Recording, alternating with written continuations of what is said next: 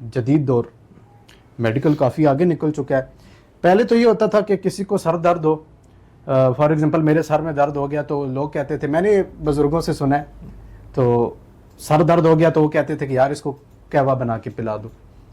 آج کل اگر سر میں درد ہو تو یار فوراً اینٹی بائیوٹک پین کلر لو, پیناڈول لو, اور جو ہے وہ فوراً جو ہے وہ سر کا درد ٹھیک ہو جاتا ہے. مجھے یہ بتائیے گا, وہ اب جڑی بوٹی ہے, نیچرل چیز ہے, اتنا ٹھہر ٹھہر کے آہستہ آہستہ جو ہے وہ بندے کا سر کا درد وغیرہ ٹھیک ہوتا ہے, اور یہ ایک جو ہے وہ انگریزوں کی ایجاد ہے, فوراً ٹھیک ہو جاتا ہے درد. اس کا کمبینیشن جو ہے, اس بارے میں کوئی مجھے اس کو ڈسکرائب کیجیے کہ یہ کیوں ہوتا ہے. آپ جو ہے وہ میڈیکل فیلڈ سے بھی ہیں اور جڑی بوٹیوں کو بھی آپ سمجھتے ہیں, جانتے ہیں, تو یہ آپ بہتر بتا سکتے ہیں مجھے. اچھا, اس میں نا سب سے بڑا قصور ہمارا جو ہے نا اپنا ہے کہ ہم چھوٹی سی بیماری ہوتی ہے تو ڈائریکٹ ہائی اینٹی بایوٹکس پہ شفٹ ہو جاتے ہیں. ٹھیک ہے. اچھا, دوسرا ہائی اینٹی بایوٹک سے بھی اگلے لیول کی جو چیز ہے جو کہ ہمارے نیم حکیم جو خطرہ جان والے بیٹھے ہیں وہ کر رہے ہیں, وہ آپ کو اسٹیرائڈ لگاتے ہیں. آپ کا جو اینٹی بایوٹک ہے وہ ہو سکتا ہے آپ کو 300 350 کا اس کا پیک ملے گا, تو آپ کا جو اسٹیرائڈ ہے وہ آپ کو 5 سے 10 روپے کا انجیکشن ہے. اور اسٹیرائڈ کا فنکشن یہ ہے کہ آپ کا فوراً جو ہے نا, آپ کو سر درد ہے, آپ کو پیٹ درد ہے, آپ کو جسم میں کہیں درد ہے, بخار ہے, وہ آپ کو فوراً سے ایک دفعہ گھوڑا بنا دیتا ہے. بالکل. لیکن اس کا ایٹ دا اینڈ نقصان یہ ہے کہ آپ کی کڈنیز فیلئر, آپ کو جو ہے وہ ارلی جو ہے نا آپ کا امیونٹی کو ختم کرنا, وہ اس میں شامل ہے. لیکن ہمارے پاس وہ کنسیپٹ نہیں ہے. تو اصل وجہ یہ ہے کہ دیسی دوائیاں پھر کیا اثر کریں, جب آپ اسٹیرائڈ لگوا لیں گے, جب آپ اینٹی بایوٹک ہائی کھا لیں گے, تو پھر آپ کہیں کبھی مجھے دیسی جڑی بوٹی میں لے لوں, تو وہ بالکل اثر نہیں کرے گی. میں بھی ریکمینڈ پھر نہیں کروں گا.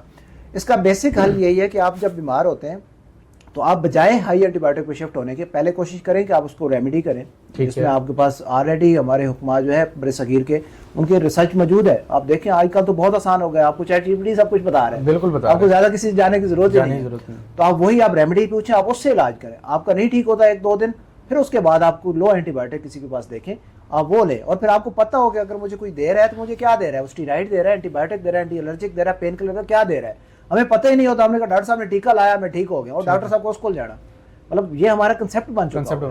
اور ہائی ڈوز جو ہے فوراً ہم لینا پسند کرتے ہیں. بالکل ایسے ہی. اور یہ ایٹ دا اینڈ پھر آپ کا جو امیونٹی ختم ہو جاتی ہے, اور آپ کے جتنے بھی یہ مین مسائل ہیں جو کینسر کی, اسپیشلی کینسر جو اس وقت ہمارے پاس, میں کینسر ڈپارٹمنٹ میں رہا ہوں, تو میں نے ایک چیز نوٹ کی ہے کہ کینسر کی جو ریشو ہمارے نوجوانوں کے اندر اور خواتین کے اندر 90% بڑھ چکی ہے. یہ کن کی ادویات کی وجہ سے؟ یہ امیونٹی, ہماری امیونٹی نہیں ہے. بیسیکلی وہی بات آ جی, اب آپ کے خلاف آپ کو بیماریوں کے خلاف آپ کے پاس لڑنے کی طاقت ہی نہیں ہے, تو پھر آپ کے پاس چھوٹا سا بھی اٹیک آئے گا, آپ کو وہ کینسر کی طرف لے جائے گا. آپ اس کا علاج وہ کر رہے ہوں گے نیم عطائیوں سے, اور 6 مہینے سال کے اندر آپ ناکارہ ہو جائیں گے. پھر آپ مین ہاسپٹل میں آئیں گے تو آپ کو پتہ چلے گا تو آپ کو تو کینسر تھا.